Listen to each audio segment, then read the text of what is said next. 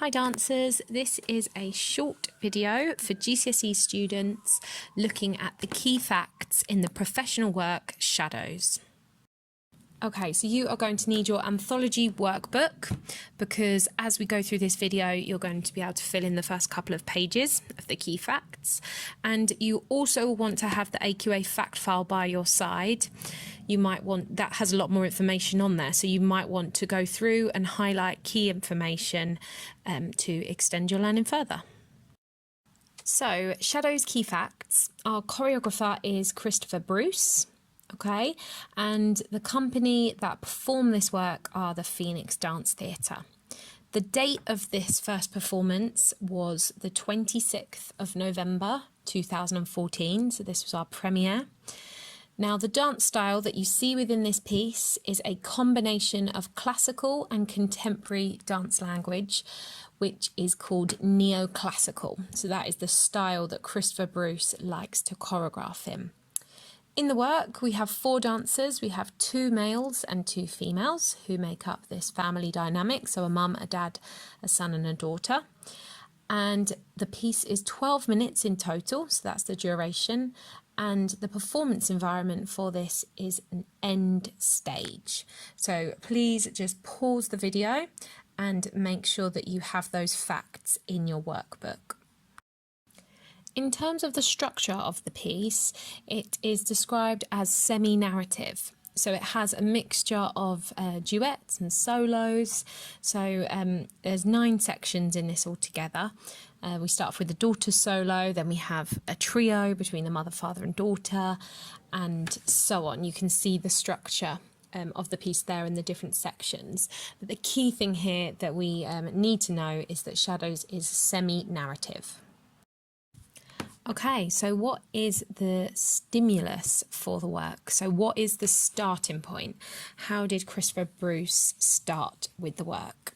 You've got 2 different stimuli. The first one is the music. So this is Frats for violin and piano by Arvo Pärt. So that's a piece of music that he was inspired by to create the work. And also, you've got the relationship between family members as they deal with the fear of an outside force. So that was an idea that Christopher Bruce had that he used as a starting point or stimulus for his work. And what is the choreographic intention? So choreographic intention means what the choreographer aims to communicate within the work.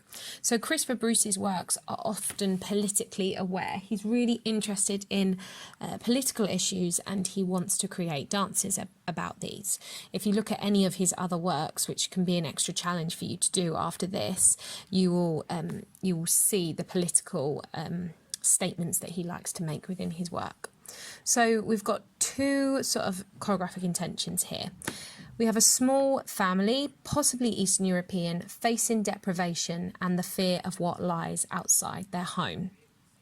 Key thing to know is that Bruce leaves it up to interpretation. So in his interview, he does state that the Holocaust, it could be that this family are waiting to be taken to a concentration camp, but that is open to obviously interpretation. But the key thing is that they are fearful of what lies outside their home because of this outside force that was a stimulus for Shadows. Okay, and finally we're going to have a look at how Christopher Bruce approaches his choreography. So the first thing is that he works with his dancers. Okay, he doesn't prepare movement before he enters the studio. He prefers to wait and work with the dancers so that he can be influenced by them. So the movement must sit well on the dancers. So that's one of his key approaches, to really work with who he's got in front of him. The second thing is the furniture that he used within the choreography. So he started with the idea of a family sitting around a dinner table, and he knew that the furniture would become an intrinsic part of the choreography as opposed to a static set. So when you go and watch the work, you'll see exactly what I mean here. And then the final thing is that he uses the structure of the music to dictate each family member's story. So the music's obviously a really important part, and the music has so much anxiety in it. It's the anxiety of the music which greatly influences the movement content, which allows each family member to have a voice as they're dancing and to really tell their story. So that is Christopher Bruce's choreographic approach of shadows.